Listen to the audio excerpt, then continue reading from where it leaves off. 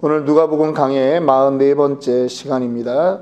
복 있는 청지기는 클래스가 다르다 라고 하는 제목으로 누가복음 12장 35절부터 48절의 말씀 함께 나누도록 하겠습니다. 월드컵이 한창 진행 중에 있습니다. 우리나라 선수들이 참 옛날에 비하면 참 잘합니다. 이번에 아주 이강인 선수가 띄워준 골을 또 헤딩 슛으로 그렇게 헤딩으로 했던 그 장면들은 너무 멋있는 장면입니다.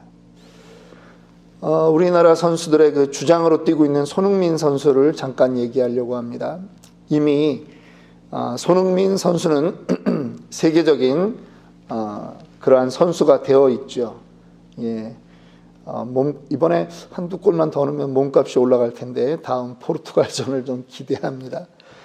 그런데 이 손흥민 선수는 원래는 오른발잡이입니다.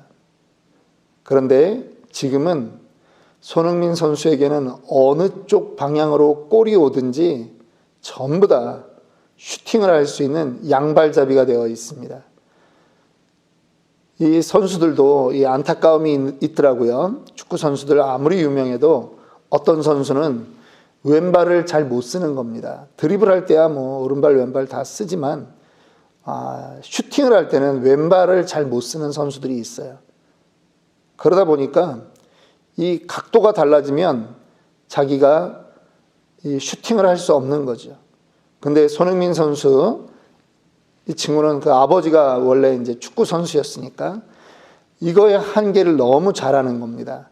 그래서 오른발잡이를 양발잡이로 만들기 위해서 아버지가 엄청 이 신경 쓰고 노력했던 것입니다. 신발 신을 때 오늘 여러분들은 어떤 발 먼저 신발에 들어갔죠?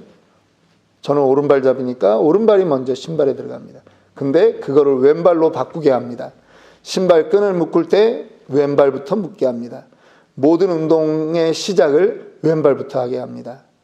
운동장에 들어설 때 왼발부터 들어가게 합니다. 아주 혹독하게 훈련을 시키는 거죠. 그랬더니 양발잡이 선수가 된 것입니다. 어느 각도에서 와도 문제가 없습니다. 이제는 클래스가 다른 선수가 된 거예요. 세계적인 클래스의 선수가 되었다라고 하는 것이죠. 우리의 오늘날 신앙 태도는요, 지금 하나님을 믿고 있는데 내가 어떤 태도로 하나님을 대하고 어떤 태도로 하나님을 섬기고 있느냐에 따라서 신앙의 클래스가 다른 것입니다. 오늘 주님은 특별히 복 있는 청지기를 말하고 있습니다. 복 있는 종들을 말하고 있어요. 그런데 복 있는 종은 클래스가 다른 거예요. 오늘 35절 말씀 읽습니다. 허리에 띠를 띠고 등불을 켜고 서 있으라. 예. 종의 자세를 말하고 있는 것입니다. 어떠한 종이 되어야 되느냐? 종은요, 깨어서 기다리는 사람이 되어야 됩니다. 그런데 깨어 기다리는 그 종의 모습은 허리에 띠를 띠고 등불을 켜고 서 있는 모습이라고 하는 거죠. 왜 서 있습니까? 36절, 너희는 마치 그 주인이 혼인 집에서 돌아와 문을 두드리면 곧 열어주려고 기다리는 사람과 같이 되라. 지금 주인이 멀리 친척집 혼인잔치에 갔습니다. 이스라엘 사람들의 혼인잔치는 약 7일간 진행이 된다고 합니다. 야곱이 레아와 라헬을 데리고 결혼할 때 그 풍습대로 약 일주일을 그렇게 혼인잔치합니다. 그런데 그 주인이 먼 곳에 갔다가 올 때를 오매불망 기다리며 주인이 문만 두드리면 바로 열어주려고 기다리는 그러한 사람과 같다라고 말하는 겁니다. 허리에 띠를 띠고 등불을 켜고 준비합니다. 허리에 띠를 띈다는 건 뭐죠? 거추장스러운 옷을 아주 바짝 졸라매고 있는 것입니다. 등불을 켜고 있는 건 어두운 밤에 주인을 맞이하기 위한 그러한 자세입니다. 그러면 그렇게 되었을 때 주인이 와서 깨어있는 것을 보면 그 종들은 복이 있으리로다. 성경이 말씀합니다. 내가 진실로 너희에게 이르노니 주인이 띠를 띠고 그 종들을 자리에 앉히고 나와 수종들리라. 여러분, 주인이 왔는데 문을 두들기자마자 주인님 어서 오시옵소서라고 하면서 문을 열고 환하게 등불을 비춰주는 종을 보면 그 종은 복이 있다라고 하는 겁니다. 어떤 복을 받을까요? 이제는 놀라운 일이 벌어지는 거예요. 주인이 띠를 띠고 주인이 다시 종처럼 그렇게 허리띠를 졸라매고 이제 종을 섬기는 것입니다. 종에게 자리에 앉히고 음식을 갖다 주는 그러한 것을 묘사하는 것입니다. 나와 수종들더라 라고 말합니다. 여러분, 주인이 언제 올지 모르죠. 주인이 2경에나 3경에 이르러도, 그러니까 한밤중에 주인이 와도 이 종이 그렇게 기다리고 있으면 그 종들은 복이 있다라고 말하는 거죠. 2번이나 지금 복이 있도다, 복이 있으리로다 이렇게 강조합니다. 그리고 한 가지 더 이야기를 합니다. 39절, 너희도 아는 바니 집주인이 만일 도둑이 어느 때에 이를 줄 알았더라면 그 집을 뚫지 못하게 하였느니라. 예. 주인은 이렇게 갑자기 온다라고 하는 말이죠. 도둑처럼. 도둑이 오는 걸 알면 누가 도둑을 맞겠습니까? 그런데 주인이 나타나는 것은 이렇게 갑자기 오는 거예요. 누구를 비유로 하는 것이죠? 예수 그리스도가 갑자기 오신다. 생각지 못한 때에 오신다. 그것을 도둑같이 오신다라고 말씀하는 것입니다. 오늘 2번째, 예수님이 말씀하신 복이 있는 종은 어떤 모습의 종일까요? 그것은 42절 보니까 주께서 이르시되 지혜 있고 진실한 청지기가 되어 주인에게 그 집 종들을 맡아 때를 따라 양식을 나누어 줄 자가 누구냐? 주인이 이를 때에 그 종이 그렇게 하는 것을 보면 그 종은 복이 있으리로다. 주인이 또 멀리 갑니다. 그런데 종들 중에서 한 명을 선택해서 매니저를 삼는 거예요. 청지기를 삼는 거예요.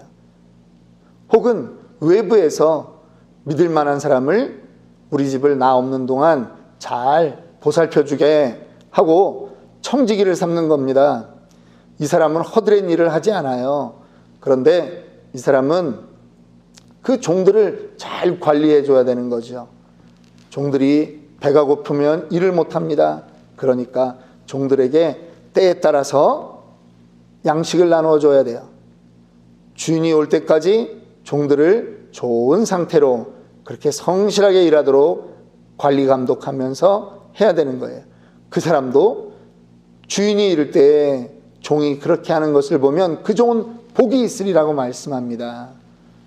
어떤 복을 누립니까? 너희에게 이르노니 주인이 그 모든 소유를 그에게 맡기리라.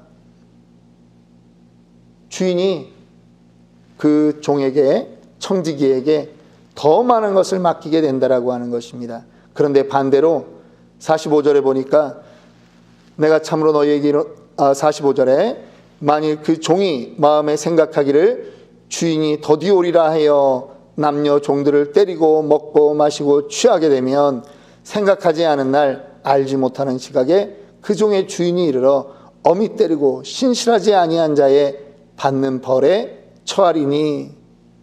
예. 주인이 더디 올 거라고 자기가 생각하고 함부로 종들을 대하면 안 된다라고 하는 것입니다. 완장을 차고 있다고 완장찬 값을 하면 안 되는 겁니다. 옛날에 소설 중에 완장이라고 하는 제목의 소설이 있습니다. 그리고 제가 어렸을 때 한국의 KBS인가요? TV 문학관이라고 하는 그러한 제목으로 해서 그 단편 소설 혹은 중편 소설 정도를 이렇게 한 45분 드라마로 만든 그런 게 있습니다. 아직도 기억이 나는데 그 완장이라고 하는 소설의 그 극중 배우를 누가 했냐면 이대근 씨가 했어요. 그 부잣집이 저수지 관리 인원을 뽑았는데 이 사람을 뽑아 넣었더니 지가 시장에 나가서 완장을 하나 차는 겁니다. 그리고 나서 저수지를 얼마나 지키는지, 동네 사람이 저수지에 와서 잠깐 낚시를 해도 두들겨 팹니다. 내가 여기 책임자라고. 서울 사람들이 와서 그 저수지에서 좀 놀다 가려고 해도 아주 그냥 엉망을 만듭니다. 심지어는 주인이 거기 와서 손님들하고 노는데도 자기 영역이라고 하고 주인도 못 놀게 합니다. 결국은 쫓겨나게 되는 거죠. 지금 청지기는 맡은 일을 잘하는 것이 그의 사명인 것입니다. 주인이 오나 안 오나 그 눈치를 보는 게 아니라 오든 안 오든 열심히 종들을 관리하고 집을 관리해야 되는 것이죠. 그러면 주인이 왔을 때 기뻐하고 더 큰 복을 내려주는 것입니다. 더 큰 것을 맡기는 것입니다. 그런데 그렇게 하지 않으면 야단을 맞는다라고 하는 거죠. 많이 맞습니다. 알고 했으면 더 많이 맞고, 모르고도 게을러서 그렇게 했으면 조금 덜 맞지만 맞는 것은 피할 수가 없다. 이렇게 47절, 48절에 말씀하고 있습니다. 오늘 우리는 어떤 세상을 살아갑니까? 지금 주님이 갑자기 내가 언제 올지 모르겠다, 불시에 오는데 라고 하는 이렇게 예화를 가지고 얘기하는 근거가 있습니다. 그 앞에 우리 어제 나눴던 그러한 말씀 가운데 염려하지 마라. 하나님은 우리의 아버지다. 그리고 우리에게 하나님이 원하시는 것은 먼저 그의 나라와 그의 의를 구하는 것이다. 분명히 이렇게 말씀하셨습니다. 그러면 그의 나라와 그의 의를 구하는 책임을 가지고 있는 우리는 어떻게 지내야 하느냐, 이것을 오늘 말씀하는 거죠. 깨어 있어야 됩니다.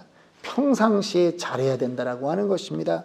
그러면 그렇게 사는 사람에게는 하나님이 놀라운 복을 주신다라고 하는 거죠. 깨어 있으라고 하는 것입니다. 충성하라고 하는 것입니다. 이 두 가지를 우리에게 요구하고 있는 것입니다. 그러면 하나님이 우리에게 갚아주십니다. 오늘날 이 땅은요, 모든 사람들이 전부 다 예수님이 없다, 하나님 안 오신다, 이렇게 생각하고 살아가고 있습니다.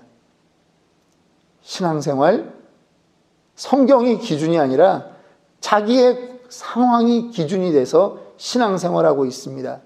클래스가 다른 겁니다. 낮은 클래스죠. 운동선수의 클래스, 서두에 손흥민 선수의 그 연습 태도, 그것을 말씀드렸습니다. 그거에 성공하니까 클래스가 다른 세계적인 선수가 되어 있는 것입니다. 성도의 클래스는요, 어느 날 한 번 무엇인가 잘한다라고 바뀌는 게 아니라 평상시에 그가 어떤 하나님을 대하고 있느냐, 그가 그 하나님이 말씀하신 그 성경 말씀을 어떤 태도로 대하고 있느냐, 하나님이 지키라고 하는 그 주의를 그가 어떤 태도로 지키고 있느냐, 헌금을 어떤 태도로 하느냐, 하나님이 우리에게 허락하신 이웃을 어떤 태도로 대하느냐, 그것으로 그의 신앙의 클래스가 결정되는 것입니다. 주님은 반드시 오십니다. 주님은 반드시 오셔요. 왜? 성경이 이미 주님의 오심을 우리에게 말하고 있습니다. 첫 번째 오셨습니다. 이제 오늘이 12월 1일인데 2000년 전에 주님이 오셨습니다. 그러면 다시 오실 것을 우리는 또 성경을 통해서 믿는 것입니다. 다시 오심을 기다리는 자의 신앙 생활을 해야 되는 것이죠. 이것을 다른 말로 뭐라고 합니까? 종말 신앙이다라고 말하죠. 주님이 오실 것을 기다리며 살아가는 자, 그의 나라와 그의 의를 구하기 위해서 노력하는 자, 무엇을 먹을까, 무엇을 마실까, 무엇을 입을까를 고민하는 자가 아니라 그것은 하나님이 책임져 주실 것을 믿고 주님 오심을 기다리며 충성하며 있는 자, 먼저 그의 나라와 그의 의를 구하고 있는 자, 클래스가 다른 자 아니겠습니까? 그에게 하나님이 충만한 복을 주시겠다라고 말씀하시는 것입니다. 오늘 그 복을 누리는 저와 여러분들이 되기를 주님의 이름으로 축원합니다. 복을 사모하십시오. 성경은 분명히 말합니다. 복이 있다. 복이 있다. 성경을 믿으십시오. 성경을 믿고 행하는 자가 클래스가 다른 신앙생활을 할 수 있는 것입니다. 오늘 그러한 우리가 되기를 소망하며 함께 기도하겠습니다.